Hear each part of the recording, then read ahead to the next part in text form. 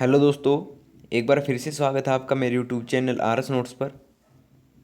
और आशा करता हूं दोस्तों आप सब स्वस्थ होंगे, मस्त होंगे। दोस्तों रीट का पेपर आपका होने जा रहा है। दोस्तों रीट सीरीज सॉल्यूशन हम आपके लिए हर रोज़ लेके आ रहे हैं। एक अलग विषय होता है, एक अलग टॉपिक होता है। तो दोस्तों आज का हमारा विषय है पर्यावरण अध्ययन और टॉपिक है दोस्तों राष्ट्रीय व राज्य प्रतीक। ऐसा टॉपिक दोस्तों जिससे एक या दो क्वेश्चन हर बार पूछा जाता है और आपको इस वीडियो में वही क्वेश्चन करवाए जाएंगे जो बार बार पूछे गए हैं और आगे भी पूछे जा सकते हैं। ये क्वेश्चन जो है दोस्तों लेवल 1 और लेवल 2 दोनों के लिए होंगे, तो आप एक भी क्वेश्चन मिस ना कीजिएगा, वीडियो अंत तक देखिए। और उससे पहले आप आर एस नोट्स चैनल को सब्सक्राइब जरूर कर लीजिएगा ताकि ये आने वाले वीडियो की नोटिफिकेशन आपको सबसे पहले मिल सके दोस्तों। तो आइए दोस्तों बिना समय गवाए शुरू करते हैं। पहला है, राजस्थान के राज्य प्रतीकों के संबंध में निम्न में से असुमेलित युग्म कौन सा है। एक तरफ राज्य प्रतीक हैं, एक तरफ उनके नाम हैं, तो असुमेलित युग्म बताना है दोस्तों। देखते हैं कौन सा है। पहला है राज्य पुष्प। राजस्थान का राज्य पुष्प रोहिड़ा है दोस्तों, बिल्कुल ठीक बात है। राज्य पशु है दोस्तों चिंकारा है, बिल्कुल ठीक है। राज्य नृत्य है दोस्तों घूमर, ये भी बात ठीक है दोस्तों। लेकिन राज्य खेल है दोस्तों वो क्रिकेट नहीं है। राजस्थान का राज्य खेल है दोस्तों बास्केटबॉल, न कि क्रिकेट। तो ऐसे मिलित युगम पूछा था हमसे, तो ऑप्शन तीसरा इसका जवाब होगा। ठीक है, तो व्याख्या है राजस्थान का राज्य खेल बास्केटबॉल है, न कि क्रिकेट दोस्तों। ठीक है दोस्तों।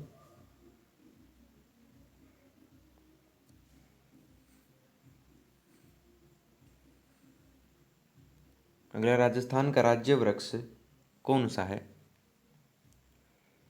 मोस्ट इंपोर्टेंट क्वेश्चन होंगे दोस्तों सभी। राजस्थान का राज्य वृक्ष कौन सा है। सागवान, रोहिड़ा, बबूल या खिजड़ी।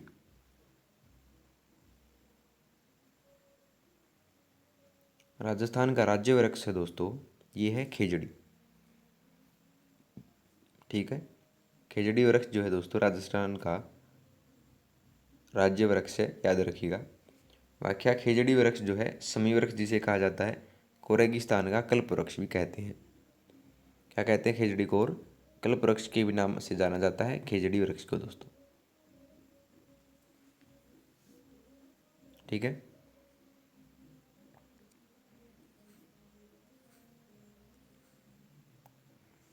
अगला, रेगिस्तान के सागवान या जिसे राजस्थान का सागवान कहते हैं के नाम से जो वृक्ष जाना जाता है वह कौन सा है। रेगिस्तान के सागवान के नाम से जो वृक्ष जाना जाता है वह कौन सा है।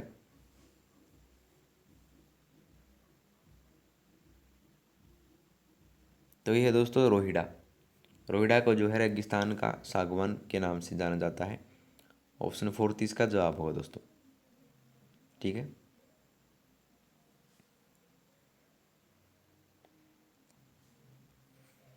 अगले भी चलते हैं दोस्तों। अगला, भारत का राष्ट्रीय गान कौन सा है। भारत का राष्ट्रीय गान कौन सा है दोस्तों, सबको पता होना चाहिए। जो हमारा भारत का राष्ट्रीय गान है दोस्तों वो है जन गण मन, जिनकी रचना जो है दोस्तों रविंद्रनाथ टैगोर ने की थी। ठीक है दोस्तों, तो ऑप्शन दूसरा इसका जवाब होगा।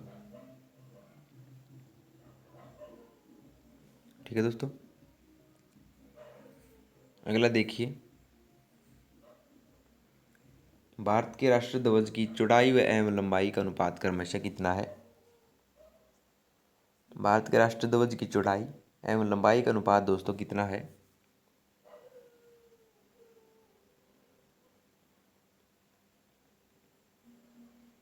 तो जो दोस्तों चौड़ाई जो होती है वो होती है 2 और लंबाई जो होती है दोस्तों 3 होती है। तो 2:3 इसका जवाब होगा। ठीक है, जो भारत के राष्ट्रीय ध्वज होता है दोस्तों वो ऐसा होता है दोस्तों, देख लीजिए। इसमें जो है पहला जो है दोस्तों केसरिया, फिर सफ़ेद और फिर हरा। यहाँ पर दोस्तों एक नेवी रंग का जो है दोस्तों आसमानी रंग का, गहरे आसमानी रंग का एक गोल चक्कर होता है, इसे अशोक चक्कर भी कहा जाता है। और इसमें तीलियाँ होती हैं दोस्तों, तीलियों की संख्या होती है दोस्तों इसमें 24। ठीक है, ये भी याद रखिएगा। और राष्ट्रीय ध्वज की चौड़ाई होती है दोस्तों अनुपात में और लंबाई होती है दोस्तों 3 के अनुपात में। तो अगर आपसे पूछ ले कि चौड़ाई और लंबाई का अनुपात कितना है तो वो होगा 2:3। अगर आपसे पूछ ले कि लंबाई और चौड़ाई का अनुपात कितना होता है तो आपका जवाब होना चाहिए 3:2। ठीक है, ये बात ध्यान में रखिएगा दोस्तों। ठीक है,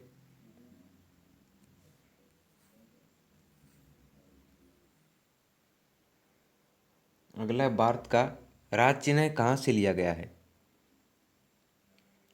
भारत का जो राज चिन्ह है वो कहाँ से लिया गया है?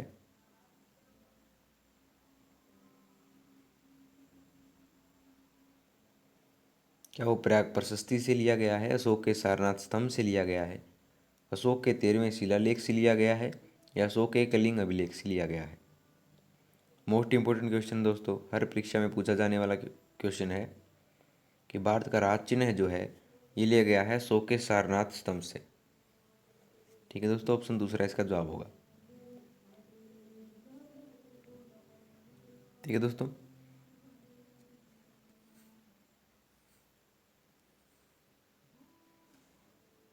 अगला हमारे राष्ट्रध्वज में सबसे ऊपर कौन सा रंग है? हमारे राष्ट्रध्वज में सबसे ऊपर कौन सा रंग है दोस्तों? आपको पता होना चाहिए, सबसे ऊपर है दोस्तों केसरिया। ठीक है, और दूसरे पे पूछ ले तो वो है सफ़ेद, और तीसरे पे है दोस्तों हरा।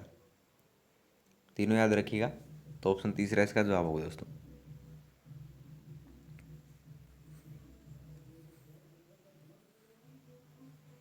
अगला हमारे राज चिन्ह में लिखा हुआ शब्द सत्यमेव जयते कहाँ से लिया गया है? हमारे राज चिन्ह में लिखा हुआ शब्द जो है सत्यमेव जयते कहाँ से लिया गया है?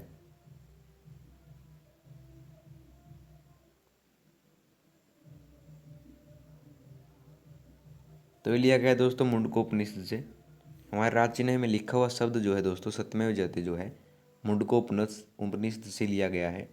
एक ऐसा क्वेश्चन दोस्तों जो कि बार बार एसएससी द्वारा पूछा जाता है और रीट के एग्जाम में भी पूछा जा सकता है। तो याद रखिएगा दोस्तों, मुंडकोपनिषद से जो है सत्यमेव जयते लिया गया है। ऑप्शन फोर्थ इसका जवाब होगा।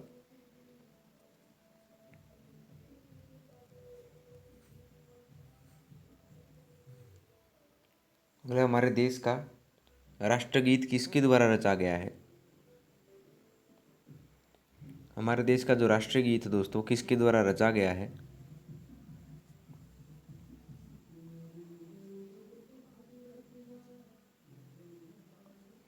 तो ये रचा गया है दोस्तों बंकिम चंद्र चटर्जी द्वारा, बीसी चटर्जी द्वारा जो है हमारे देश का राष्ट्रगीत लिखा गया है दोस्तों। तो ऑप्शन तीसरा इसका जवाब होगा। ठीक है दोस्तों, अगर आपसे पूछ ले राष्ट्रगान किसके द्वारा लिखा गया है, आपने बता देना है गुरुदेव रविंद्रनाथ टैगोर द्वारा राष्ट्रगान लिखा गया है, लेकिन राष्ट्रगीत जो है बंकिम चंद्र चटर्जी द्वारा लिखा गया था दोस्तों। याद रखिएगा।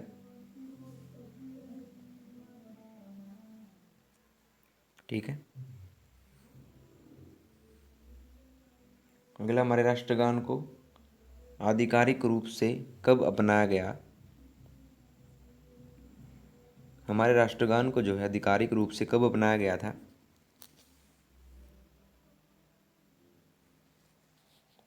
तो हमारे राष्ट्रगान को जो है दोस्तों ये अपनाया गया था 24 जनवरी 1950 को, जब भारत का गणतंत्र दिवस था।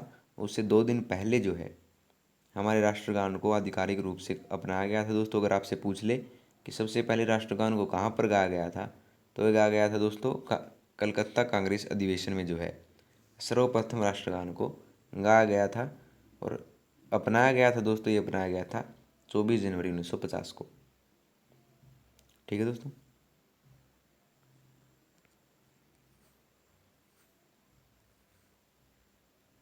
अगला राष्ट्रीय पंचांग शक संवत किस तिथि को प्रारंभ होता है? राष्ट्रीय पंचांग शक संवत किस तिथि को प्रारंभ होता है?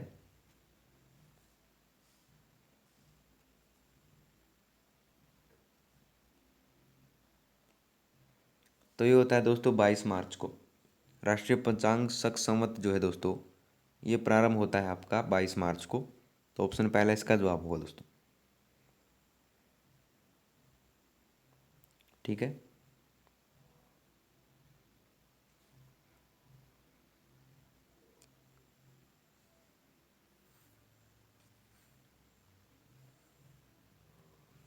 अगला हमारा राष्ट्रीय वृक्ष कौन सा है?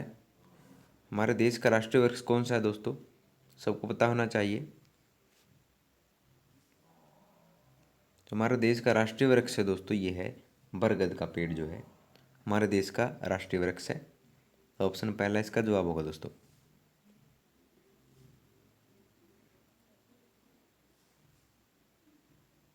ठीक है दोस्तों, याद रखिएगा।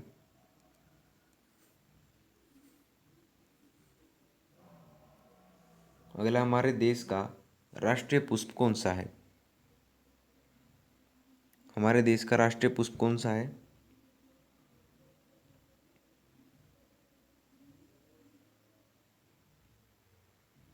तो हमारे देश का राष्ट्रीय पशु है दोस्तों, ये है चीता बाघ, जो है हमारे देश का राष्ट्रीय पशु है।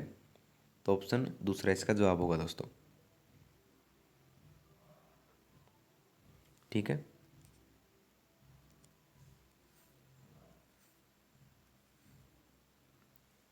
अगला हमारे देश के राष्ट्रगान को गाने का संपूर्ण समय निर्धारित कितना किया गया है?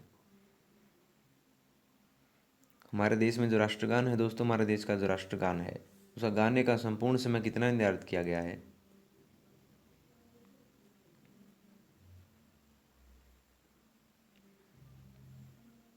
तो ये किया गया दोस्तों 52 सेकंड। 52 सेकंड में जो है राष्ट्रगान को गाने का निर्धारित समय किया गया है। तो ऑप्शन फोर्थ इसका जवाब होगा।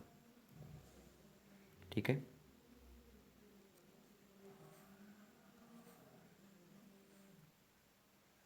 अगला है बंकिम चंद्र चटर्जी की किस कृति में हमारा राष्ट्रीय गीत वंदे मातरम संकलित है?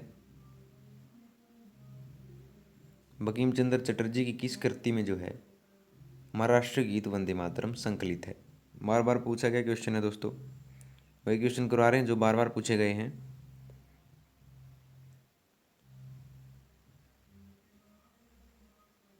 तो ये संकलित किया गया था दोस्तों आनंद मठ में। तो ऑप्शन फोर्थ इसका जवाब होगा। ठीक है दोस्तों।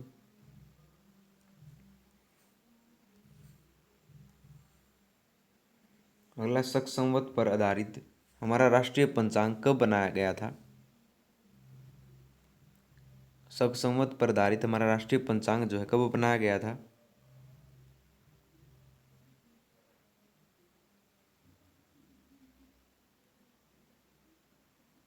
ये बनाया गया था दोस्तों 22 मार्च 1957 को। जो है शक संवत पर आधारित राष्ट्रीय पंचांग जो है 22 मार्च 1957 को जो है बनाया गया था दोस्तों। ऑप्शन फोर्थ इसका जवाब होगा। ठीक है।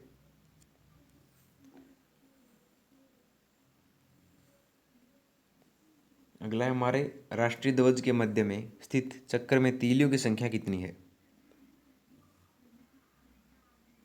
हमारे राष्ट्रीय ध्वज के मध्य में स्थित चक्र में तीलियों की संख्या दोस्तों कितनी है?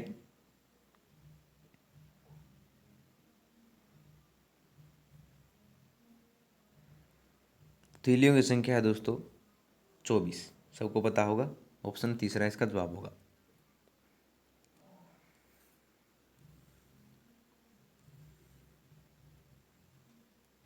अगला हमारे राष्ट्रीय पंचांग शक संवत का प्रारंभ कब हुआ था? हमारा राष्ट्रीय पंचांग शक संवत का प्रारंभ जो है कब हुआ था?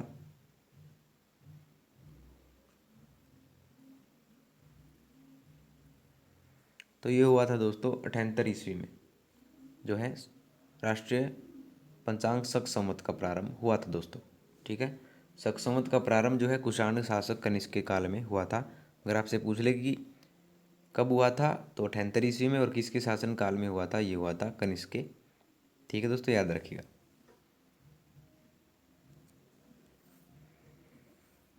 तो लीजिए दोस्तों, आपकी वीडियो होती है यहाँ पर कंप्लीट। अगर आपको वीडियो पसंद आई तो वीडियो को लाइक शेयर और कमेंट करके जरूर बताइएगा, और आरएस नोट्स चैनल को सब्सक्राइब कर लीजिएगा। दोस्तों मिलते हैं आपसे अगली वीडियो में नए रोचक प्रश्नों के साथ। तब तक के लिए धन्यवाद दोस्तों।